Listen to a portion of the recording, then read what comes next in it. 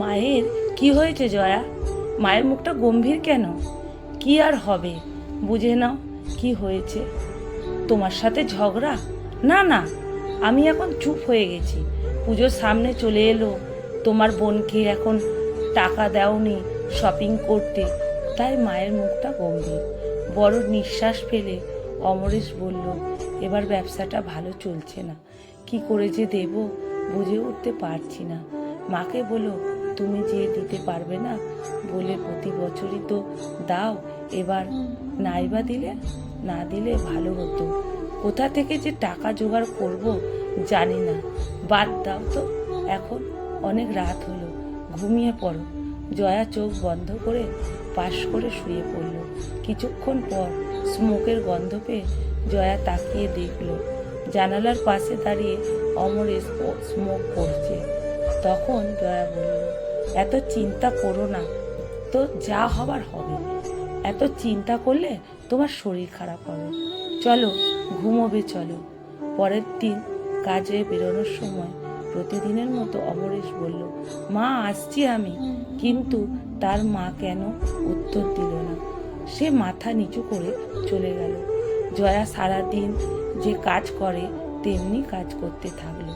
আর তার শাশুড়ি মা পাড়া প্রতিবেশীদের সব মেয়েদের শপিং হয়ে গেছে সেই গল্প শোনাতে থাকলো। জয়া কোনো উত্তর না দিয়ে চুপচাপ কাজ করে যায়। সন্ধ্যায় কাজ থেকে ফিরে এসে অমরেশ তার মাকে 8,000 টাকা দিয়ে বলল, মা এবার এই টাকাটাই নাও, বুনিকে দেবে। তখন তার মা বলল, এই টাকায় কি হবে, এখন যা জিনিসের দাম। যে বলল, মা গো এবার ব্যবসাটা ভালো চলছে না, এর চেয়ে বেশি দিতে পারবো না। তাছাড়া তোমার হাতে তো সংসার খরচ দিই, যদি জমিয়ে রাখতে পেরেছ ওইখান থেকে দাও। আমার মেয়েটাকে আমি পুজোতে কিছু কিনে দিতে পারবো কিনা জানি না। তার মা বলল, কি এমন সংসার খরচ টাকা দিস যে জমানো যায়? টুকিটাকি জিনিস কিনতে সব টাকা খরচা হয়ে যায়। জয়া অমরেশকে টাকা দিতে দেখে খুব অবাক হলো। এতগুলো টাকা কোথা থেকে পেল?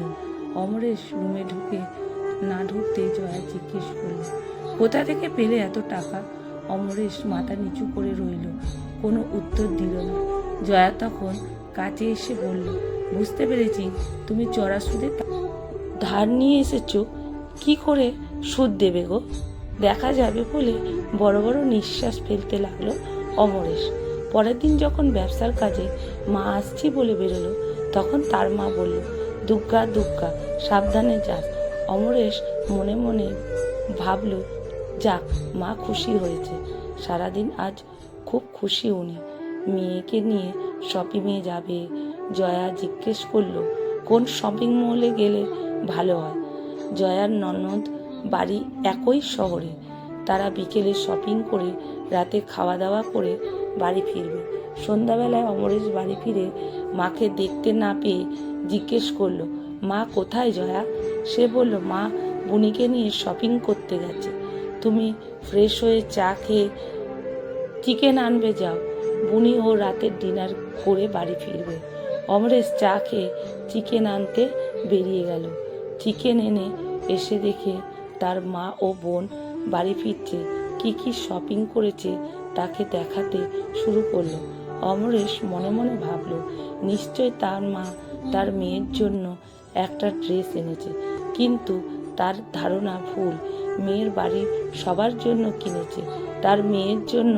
অবশেষে তার মা তাকে তার হাতে বিলটা দিয়ে বলল, দেখ তুই তো 8,000 টাকা দিয়েছিলি, কত টাকা বিল হয়েছে?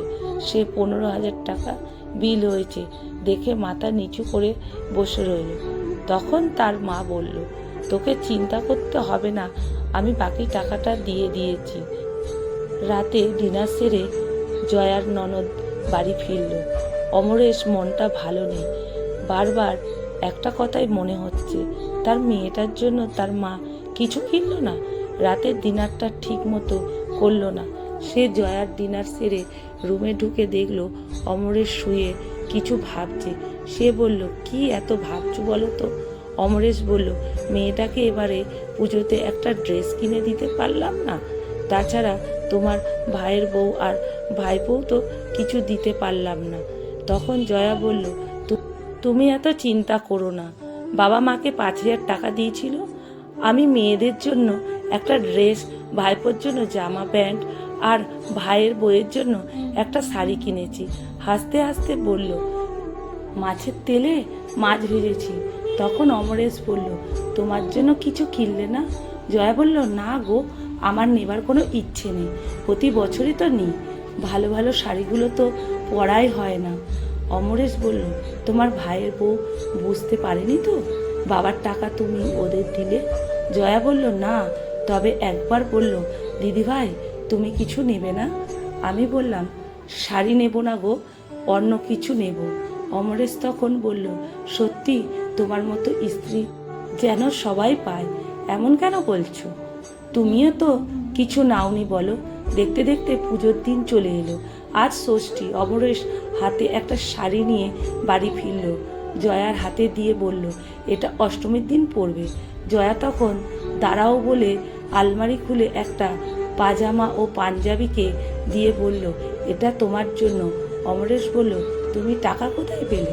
সে তখন বলল, তুমি তো আমার হাত খরচের জন্য 300 টাকা দাও, আমি তো কিছু খরচ করি না, ওই টাকা জমিয়ে তোমার জন্য পাঞ্জাবি কিনেছি, মেয়ের জন্য একটা অর্ডিনারি ড্রেস আর আমাদের মায়ের জন্য একটা সুতির ছাপা শাড়ি নিয়েছি। শাশুড়ি এসে বলল, দেখি বৌমা, শাড়িটা কেমন? শাড়িটা দেখে উনি বলে উঠলেন, বা খুব সুন্দর শাড়ি। আমার মেয়েটা শাড়ি পছন্দ করতেই জানে না, এত টাকা দিয়ে কেমন একটা শাড়ি কিনলো। ভাইফোঁটাতে তোর বোনকে এরকম একটা শাড়ি দিস বলে চলে গেল। অমরেশ জয়ার দিকে তাকালো। জয়া হেসে বলল, এরই নাম সংসার। কলমে তনুশ্রী পাল, পাঠে অনিতা ভট্টাচার্য।